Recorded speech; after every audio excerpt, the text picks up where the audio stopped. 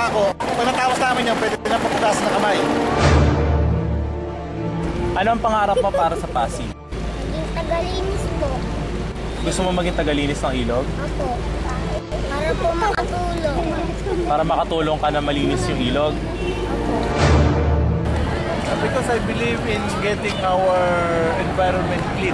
It's about time that we become responsible for everything that God has given to us.